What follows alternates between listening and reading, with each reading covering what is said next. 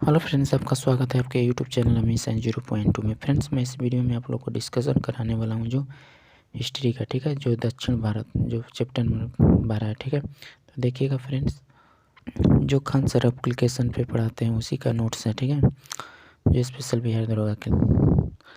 देखिएगा फ्रेंड्स, संगम काल 100 ईस्वी से 250 के मध्य भारत में पांड्य राजाओं के संरक्षण के कवियों के 3 विशाल सम्मेलन बुलाए गए। इन सम्मेलन को ही तमिल भाषा में संगम कहते हैं, ठीक है। इन्हीं कवियों के द्वारा सभा में कई तमिल साहित्य की रचना की गई। इन्हीं तमिल साहित्य को संगम साहित्य भी कहा जाता है, ठीक है। आगे देखते हैं। इतिहास में 3 संगमों का वर्णन मिलता है। प्रथम संगम यह दक्षिण मदुरै में आयोजित हुआ था। इसकी अध्यक्षता अगस्त ऋषि ने की। इस सम्मेलन में 89 राजाओं ने भाग लिया था। कितना लिया था? 89। वर्तमान में दक्षिण मदुरै जलमग्न हो गया, जिस कारण इस संगम में लिखे गए साहित्य को कोई जानकारी नहीं है, ठीक है। नेक्स्ट देखते हैं। द्वितीय संगम यह कपाटमपुरम अलव में आयोजित हुआ था। प्रारंभ में इसकी अध्यक्षता अगस्त ऋषि ने की, किंतु बाद में आपको हो जाएगा तोल्काप्पियर ने की। इसी सम्मेलन में तोल्काप्पियर नामक तमिल साहित्य की रचना की। आगे देखते हैं। इस संगम में 59 राजाओं ने हिस्सा लिया था, ठीक है। आगे देखते हैं। द्वितीय संगम इसकी अध्यक्षता नक्कीकर ने किया। इसमें 49 राजाओं ने हिस्सा लिया। इस संगम में लिखे गए साहित्य का भी कोई स्पष्ट नहीं मिला है, ठीक है। यह उत्तर मदुरै में आयोजित हुआ था। आगे देखते हैं फ्रेंड्स। तीनों ही सम्मेलन तमिलनाडु में किए गए हैं। अगस्त ऋषि काशी बनारस के रहने वाले थे, जो तमिलनाडु में बस गए। अगस्त ऋषि को तमिल साहित्य का जनक माना जाता है। पांड्य राजाओं के द्वारा इन संगमों को शाही संरक्षण प्रदान किया गया है, ठीक है। नेक्स्ट देखते हैं। संगम काल के राज्य कृष्ण नदी के दक्षिण में अर्थात भारत में सुदूर दक्षिण में 3 राजाओं का उदय हुआ। आगे देखते हैं। चोल हो जाएगा चेर, पांड्य हो जाएगा चोल वंश, ठीक है। इसके बारे में प्रथम जानकारी पाणिनि की रचना अष्टाध्यायी से मिलती है। इसकी प्रथम राजधानी उरईयूर थी। इसकी मुख्य राजधानी तंजौर तमिलनाडु में स्थित था। इसकी राजकीय चिन्ह बाघ था। उरईयूर सूती वस्त्र के लिए विश्व प्रसिद्ध था। ऐसा कहा जाता है कि इस समय की सूती वस्त्र सांप की केंचुली पोआ से भी पतली होती थी, ठीक है। आगे देखते हैं। चोल वंश कावेरी नदी के उपजाऊ मैदान में था, जिस कारण कहा जाता है कि जितने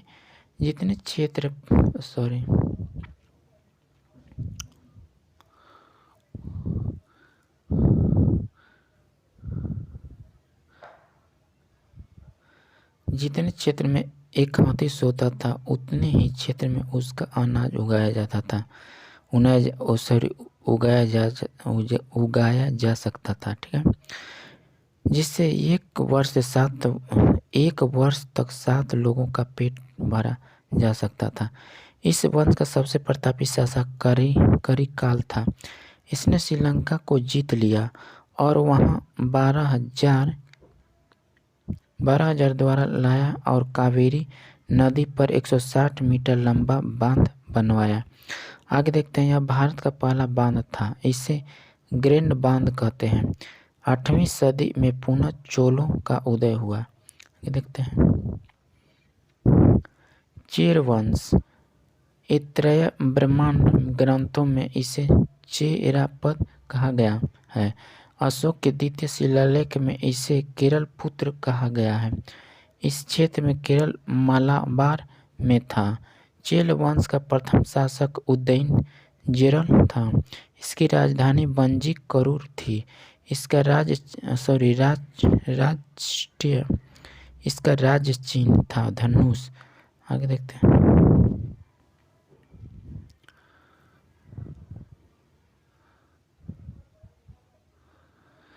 इसका राज्य धनुष था, ठीक है। उदयनजिर ने महाभारत युद्ध के सैनिक के लिए भोज करवाया था, ठीक है।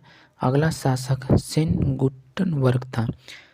इसे लाल चेर भी कहते हैं, ठीक है। इस वंश का सबसे प्रतापी शासक सेनगुट्टनवर था। सेनगुट्टनवर ने पत्नी पूजा कणगरी पूजा प्रारंभ किया। इस पूजा में उन्हें श्रीलंका तथा पड़ोसी के राजाओं को भी आमंत्रित किया। नेक्स्ट देखते हैं। इस वंश का अगला शासक आदिघमान था, जिन्हें गन्ने की खेती प्रारंभ की। पांड्यन वंश। नेक्स्ट देखते हैं। इसकी राजभाषा तमिल थी। यह मात्य सत्यात्मक तथा मोतियों के लिए प्रसिद्ध था। पांड्य राजाओं ने ही 3 संगम का आयोजन करवाया था। पांड्य वंश की प्रथम जानकारी मेगास्थनीज की पुस्तक इंडिका से मिलती है, ठीक है। नेक्स्ट देखते हैं।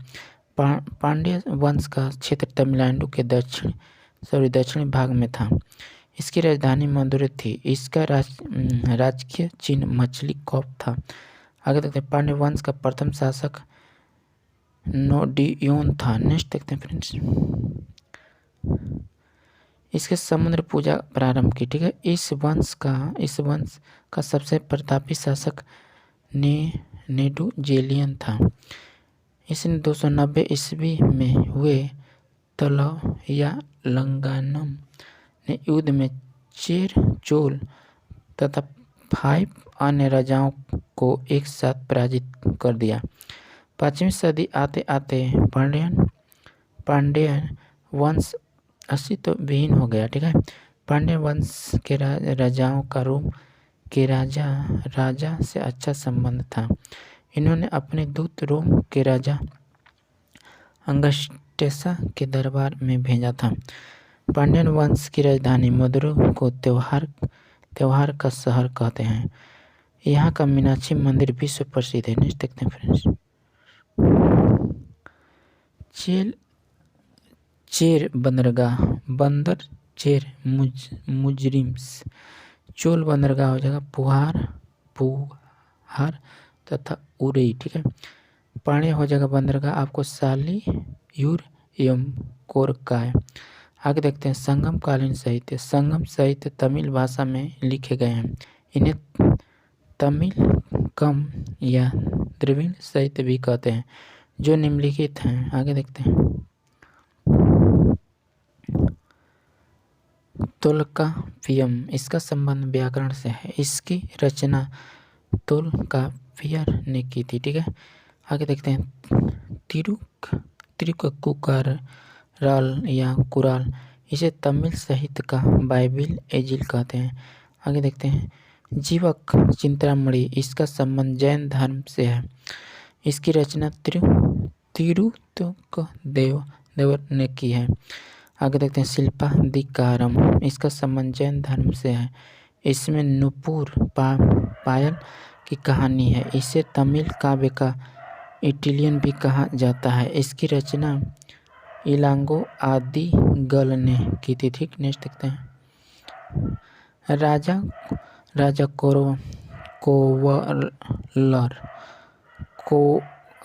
कोवलन अपनी पत्नी कनगी को छोड़कर माधवी नामक नर्तकी से प्रेम में फंस जाता है और अपने धन को लुटाने के बाद इसे पश्चाताप होता है और पत्नी के पास लौटता है और उनकी पत्नी ने कनंगी ने उसे अपना एक पायल दिया, जिसे बेचकर वे मदुरै से व्यापार प्रारंभ किया। किंतु कोवलन पर मदुरै की रानी की पायल चुराने का आरोप लगा दिया गया और उसे फांसी दे दी गई, ठीक है। आगे देखते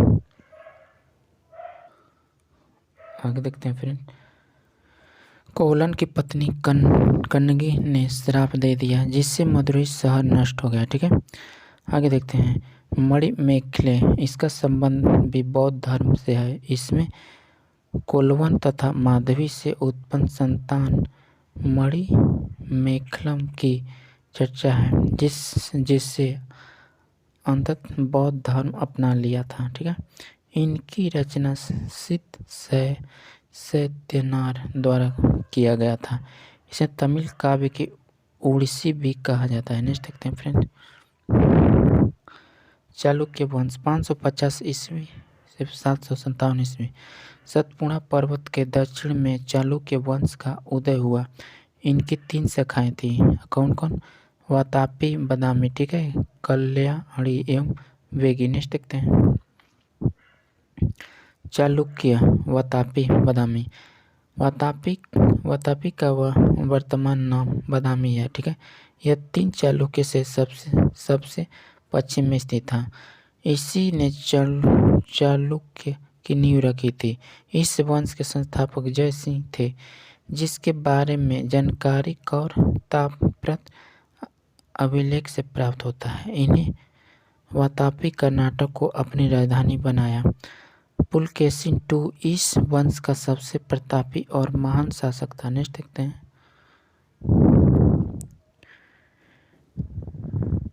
जिसके बारे में जानकारी ऐहोल अभिलेख से मिलती है। इसने नर्मदा नदी को पार करने में कन्नौज के शासक हर्षवर्धन को पराजित कर दिया। इसने दक्षिण भारत में पल्लव शासक महेंद्र वर्मन को पराजित कर दिया तथा इसकी राजधानी कोची को जीतकर काचिकोड की उपाधि धारण कर लिया। आगे देखते हैं फ्रेंड्स,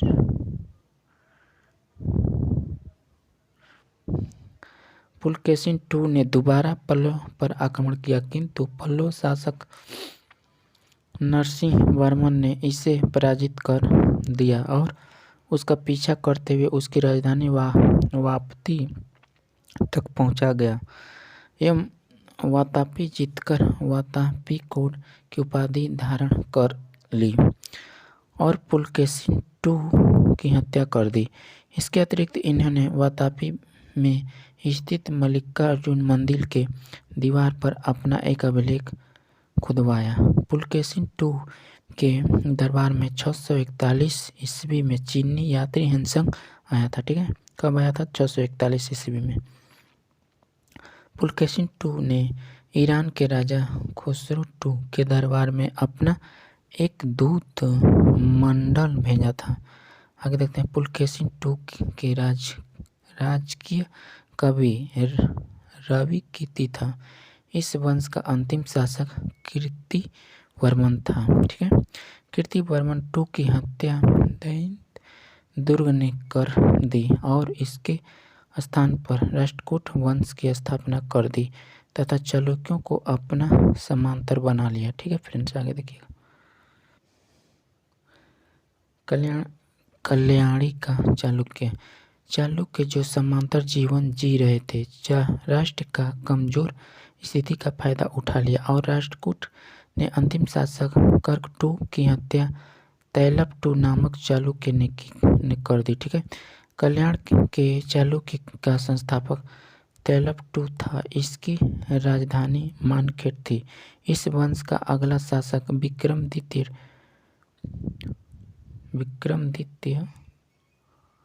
IV बना। ठीक है, यह एक कुशल योद्धा था। ठीक, नेक्स्ट देखते हैं,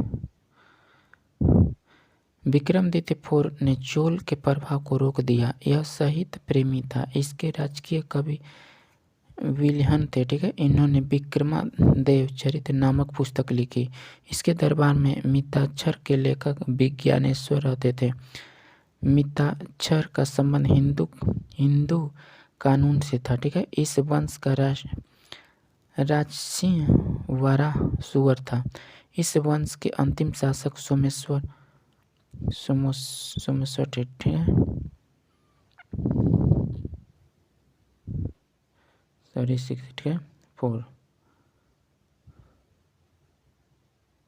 आगे देखिएगा फ्रेंड्स, 6 है बेगी का चालुक्य। ठीक है, यह चालुक्य की सबसे कमजोरी शाखा थी जो आंध्र प्रदेश के वेगी में थी। ठीक है, इस वंश के संस्थापक विष्णुवर्धन थे। इस वंश की राजधानी वेगी आंध्र प्रदेश थी। ठीक है, इस वंश में कोई भी प्रतापी शासक नहीं हुआ था। इस वंश का सबसे योग्य शासक विजयादित्य था। नेक्स्ट देखते हैं पल्लव वंश। इस वंश का संस्थापक सिंह विष्णु थे। ठीक है, इस वंश की राजधानी कांची थी। ठीक है, यह दक्षिण भारत में कृष्ण और गोदावरी नदियों के बीच का प्रदेश था। ठीक है, इस वंश का अगला शासक महेंद्र वर्मन था जिसे वातापी के चालुक्य शासक पुलकेशी II ने पराजित कर दिया। नेक्स्ट देखते हैं इस वंश का अगला शासक नरसिंह वर्मन था।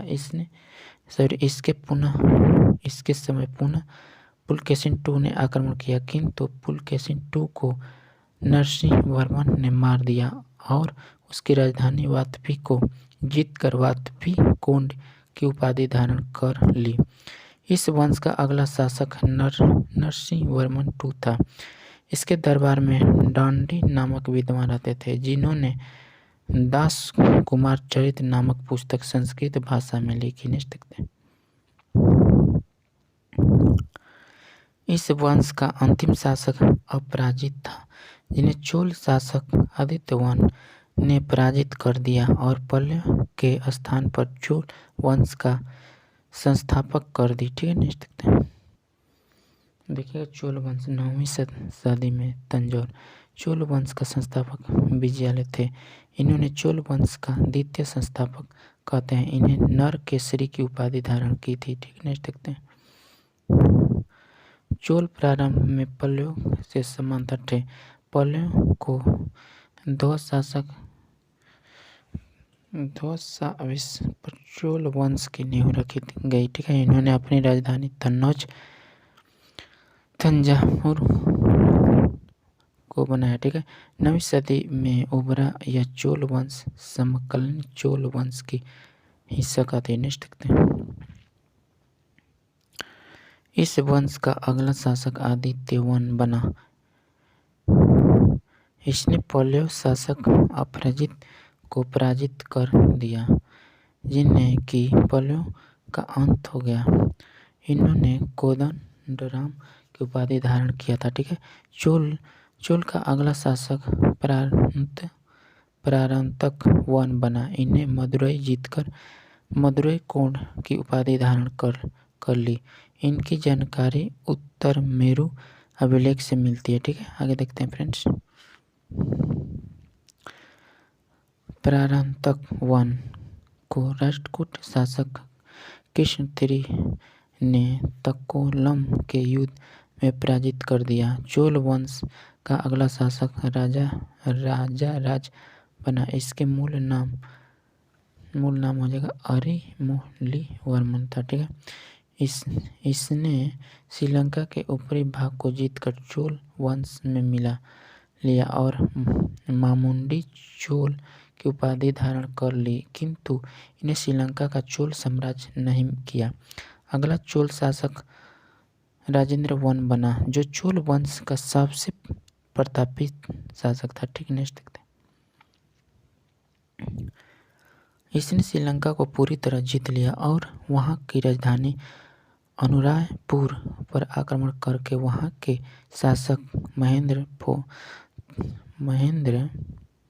V को बंदी बना लिया। ठीक है, राजेंद्र वन बंगाल के शासक महिपाल को पराजित कर दिया और गंगईकोंड की उपाधि धारण कर ली और वहां से गंगा जल को लाया। ठीक है, नेक्स्ट देखते हैं इस शहर में उसने एक तालाब बनवाया और उसमें गंगा जल मिला दिया और इस तालाब का नाम चोल गंगम रखा। अपनी राजधानी के बगल में एक नया शहर बसाया जिसे गंगईकोंडम चोलपुरम कहते हैं। ठीक है, आगे देखते हैं चंद्रगुप्त वन सुमात्रा इंडोनेशिया पर आक्रमण किया और वहां के शासक शैलेंद्र को पराजित किया जिसे राजेंद्र प्रथम अरब सागर में स्थित सदी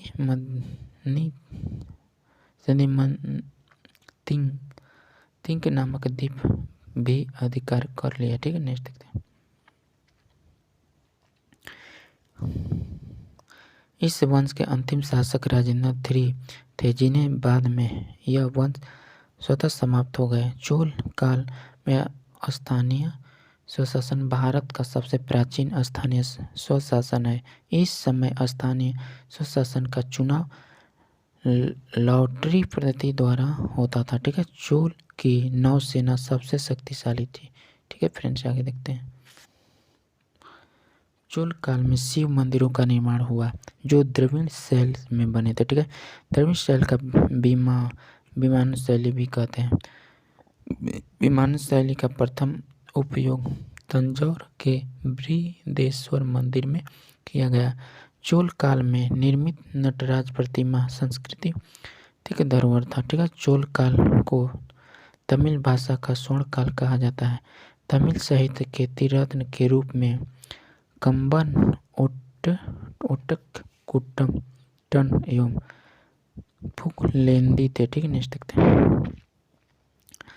कंबन ने तमिल रामायण की रचना की। ठीक है, राष्ट्रकूट वंश 7वीं से 9वीं। ठीक है, इस वंश के संस्थापक दैत्य दुर्ग थे। इन्होंने वातापिक में चालुक्य शासक कीर्तिमान II को हराकर राष्ट्रकूट की नींव रखी, किंतु इन्होंने चालुक्य को पूरी तरह सफाया नहीं किया, जो कि इसकी सबसे बड़ी भूल साबित हुई। आगे देखते हैं। दैत्य दुर्ग ने अपनी राजधानी माणिकखेड़ मालवाखंड को बनाया। इस वंश का अगला शासक कृष्णवर्मन था, जिन्होंने महाराष्ट्र में एलोरा के कैलाश मंदिर बनवाया।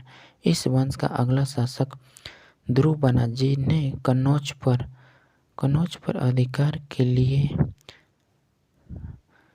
त्रिपक्षीय संघर्ष में भाग लिया। त्रिपक्षीय संघर्ष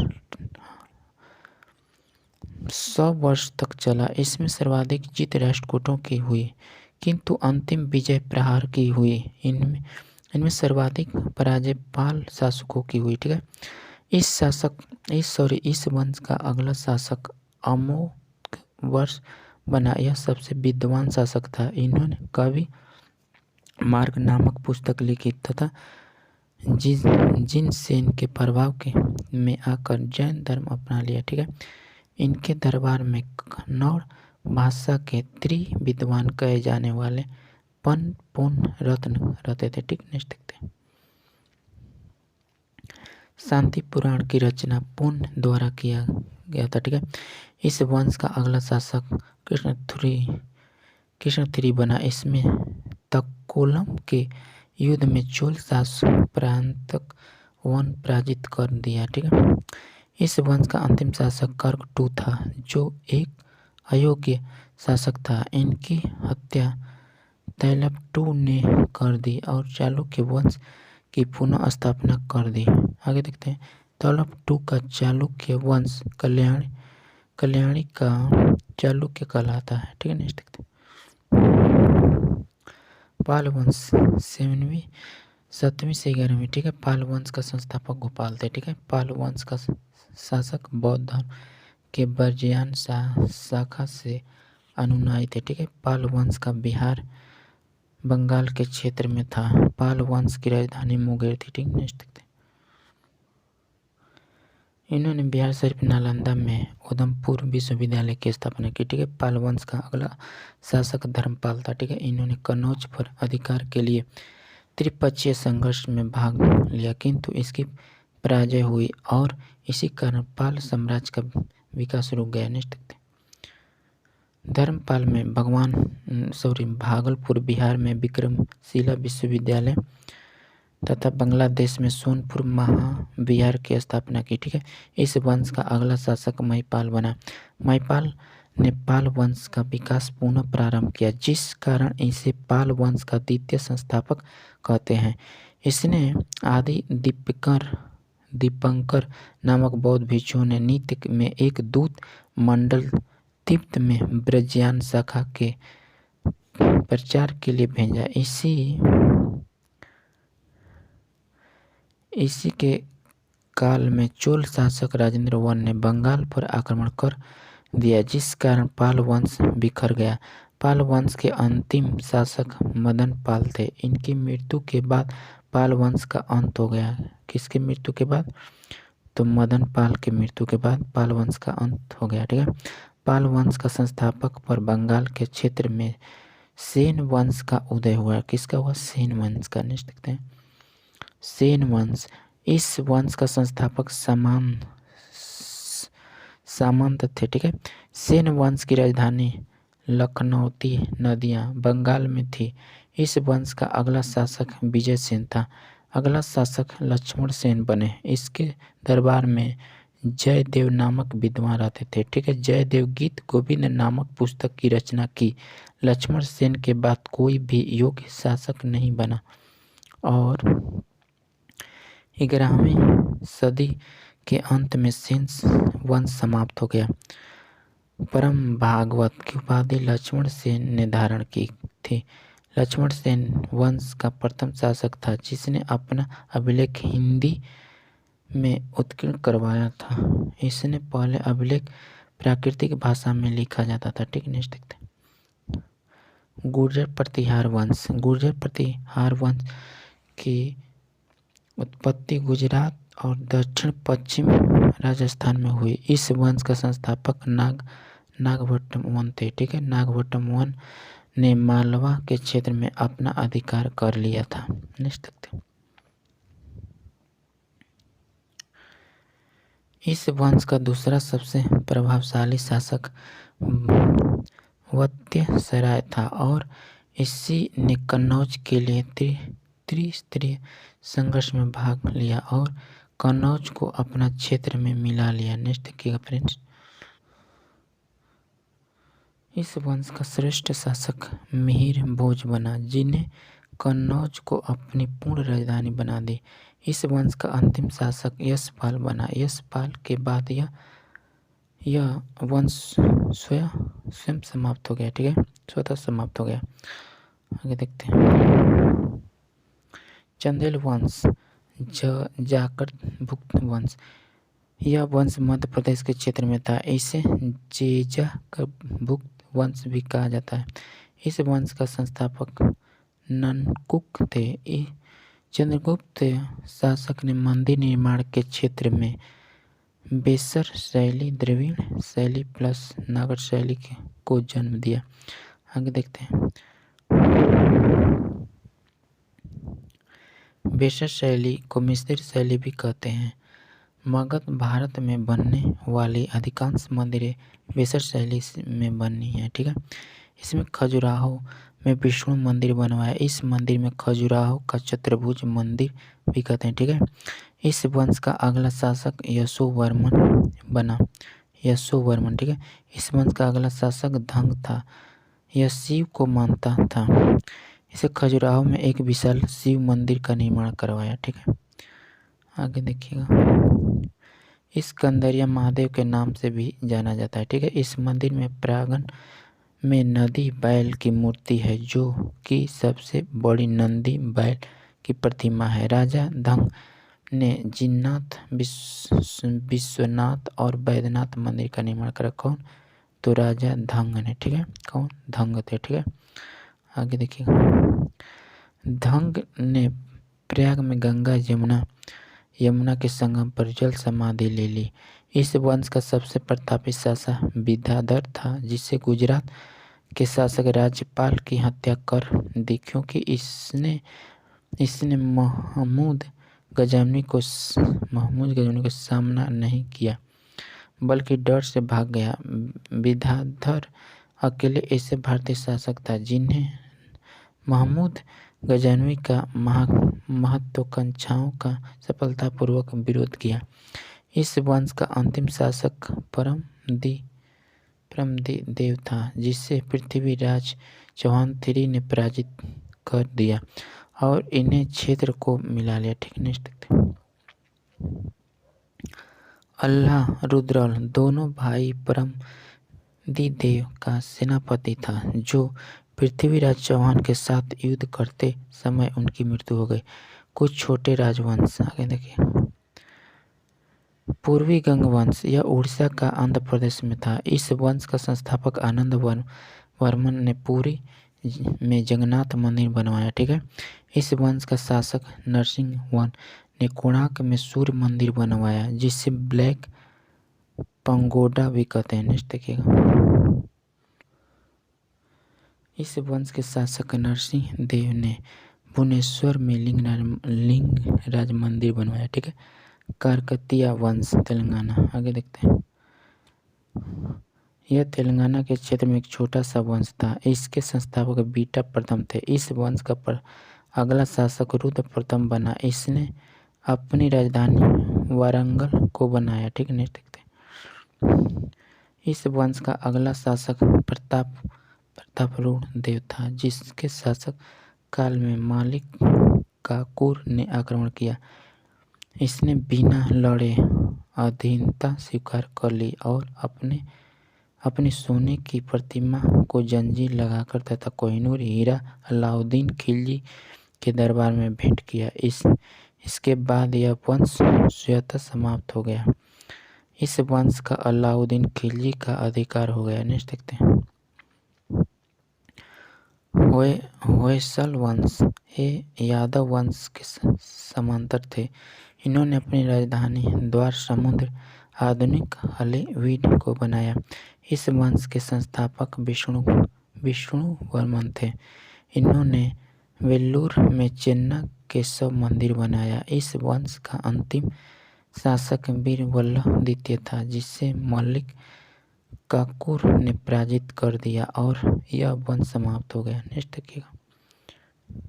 कश्मीर का इतिहास। कश्मीर के इतिहास के बारे में जानकारी संस्कृत के कल्हड़ की पुस्तक राजतरंगिणी से मिलती है। राजतरंगिणी यह ऐसा संस्कृत साहित्य है जिसमें क्रमबद्ध तरीके से इतिहास लिखने की पहली प्रयास किया गया है। ठीक है। लोहार वंश का हर्ष स्वयं एक कवि था और कई भाषाओं एवं विद्याओं का ज्ञाता थी। इसके दरबार में कल्हड़ नामक विद्वान थे। ठीक है। इस वंश का अंतिम शासक जय सिंह था। इन्हीं के काल में राजतरंगिणी पुस्तक पूर्ण हुई थी। इसके बाद कश्मीर का यवन आक्रमण हो गया। यवन आक्रमण के बाद कश्मीर पर तुर्क शासकों ने अधिकार कर लिया। नेक्स्ट देखते हैं फ्रेंड्स। सबसे योग्य तुर्क शासक जैनुल आवेदीन थे। इन्हें कश्मीर का अकबर कहा जाता है। नेक्स्ट देखते हैं फ्रेंड्स। देखिए, मूर्तिकला मंदिर निर्माण की शैली। मूर्ति बनाने की शैली 3 भाग में। ठीक है। गांधार शैली, मथुरा शैली, अमरावती शैली। शैली, जगह, रंग, वंश, धर्म, अवस्था, संकेत। गांधार हो जाएगा पश्चिम भारत, रंग काला हो जाएगा कुषाण, बौद्ध धर्म हो जाएगा धर्म, योग, आस्था हो जाएगा चिंता, संकेत हो जाएगा। ठीक है। मथुरा का उत्तर भारत लाल हो जाएगा। ठीक है। कुषाण बौद्ध प्लस जैन प्लस हिंदू। ठीक है। आशीर्वाद हो जाएगा प्रसन्नता। ठीक है। अमरावती हो जाएगा आपको दक्षिण भारत, सफ़ेद हो गया सातवाहन, बौद्ध हो जाएगा ग्रुप हो जाएगा कहानी। ठीक है। नेक्स्ट देखते हैं। स्थापत्य कला। ठीक है। भारत में स्थापत्य कला में मंदिरों का निर्माण की शैली बहुत महत्वपूर्ण भूमिका रखती है। ठीक है। भारत में प्रमुख रूप से मंदिर के निर्माण की जो शैली है वह मौर्य काल से प्रारंभ होती है और गुप्त काल में अपने चरम पर होती है। ठीक है। मंदिरों का वर्तमान स्वरूप गुप्त काल है। ठीक है। नेक्स्ट देखते हैं फ्रेंड्स। मंदिर का निर्माण शैली 3 है। नगर शैली हो जाएगा विमान शैली द्रविड़ और हो जाएगा आपको बेसर शैली। नेक्स्ट देखते हैं फ्रेंड्स। नगर शैली मंदिर उत्तर भारत में देखने को मिलते हैं। ठीक है। ये देखिए जो ये राम मंदिर है। ठीक है। इसी का मैप है। आगे देखते हैं फ्रेंड्स। यह उत्तर भारत में हिमालय से लेकर विंध्याचल पर्वत तक मिलते हैं। ठीक है। नगर शैली की मंदिर का जो गुंबद होता है वह नीचे चौड़ा होता है और जैसे जैसे ऊपर जाता है पतला होते जाता है। यह गुंबद रेखीय होता है जिसे शिखर कहा जाता है। ठीक है। शिखर के ऊपर एक रिंग बना दिया जाता है जिसे आमलक कहा जाता है। नेक्स्ट देखते हैं था आमलक के ऊपर एक कलश रखा जाता था और कलश में बगल में एक ध्वज रखा जाता था। ठीक है, नगर शैली की मंदिर कभी भी अकेली नहीं होती थी, इसमें 5 मंदिर के ग्रुप में बनाया जाता था, इसीलिए इसे पंचायतन शैली भी कहा जाता था। ठीक है, इस मंदिर के चारों ओर 4 दीवार नहीं रहती थी। यहाँ किसी भी प्रकार के तालाब नहीं होता था, क्योंकि उत्तर भारत में नदियों की कोई कमी नहीं थी और मंदिर में कोई भव्य द्वार नहीं होता था। ठीक है, यह शाखा गुजरात में भी है, जिसे सोलंकी शैली कहते हैं। विमान शैली, द्रविड़ शैली का विमान चोल और पल्लव काल में हुए थे। आगे देखते हैं, देखिएगा फ्रेंड्स टेम्पल। ठीक है, ये मंदिर हमें दक्षिण भारत में देखने को मिलती है। ठीक है, दक्षिण भारत में पानी की कमी होती थी, इसीलिए इस शैली में निर्मित मंदिर के आसपास तालाब भी होते थे। ठीक है, इस शैली में कृष्ण नदी के से लेकर पूरे भारत में इस शैली में भव्य मुख्य द्वार होते थे, जिसे हम लोग गोपुरम या गोपुरा कहते थे। ठीक है, मुख्य द्वार के कारण यहाँ 4 दीवारी बनी होती थी। ठीक है, नेक्स्ट देखते हैं। यह मंदिर भी पंचायतन शैली में ही था। ठीक है, मंदिर बीच में रहते थे। इस शैली की मंदिर सीढ़ीनुमा होती थी और सीढ़ीनुमा ही विमान कहा जाता था। इसी कारण इस शैली को विमान शैली भी कहा जाता था। ठीक है, बेसर शैली, यह शैली नागर और द्रविड़ शैली को मिश्रित रूप है।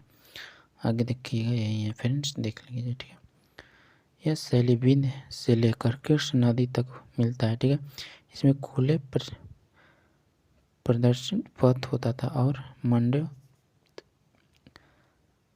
बहुत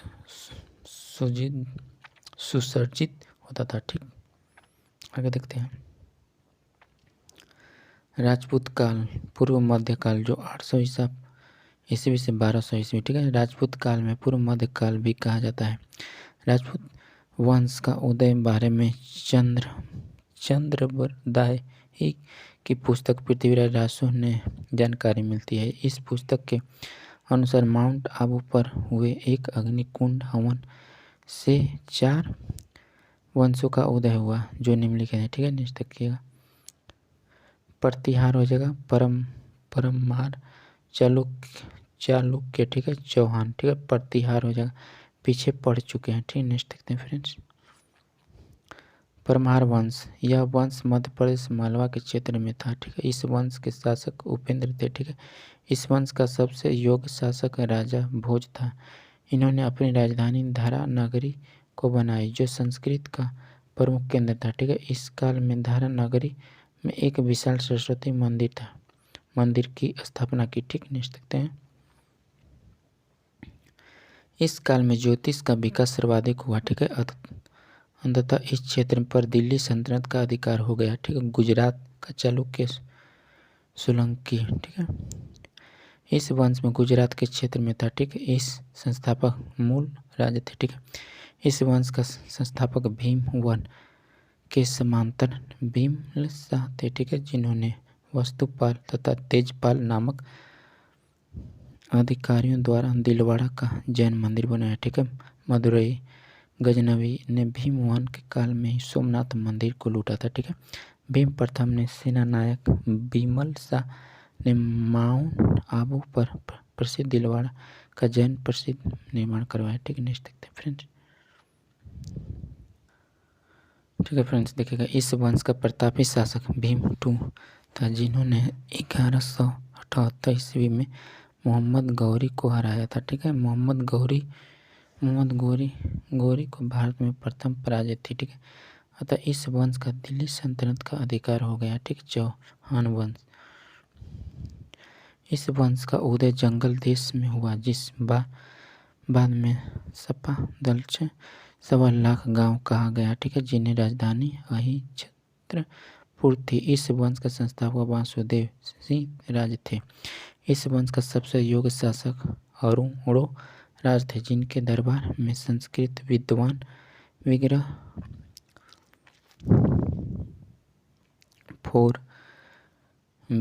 फोर विष्णुदेव रहते थे, ठीक है, जिन्होंने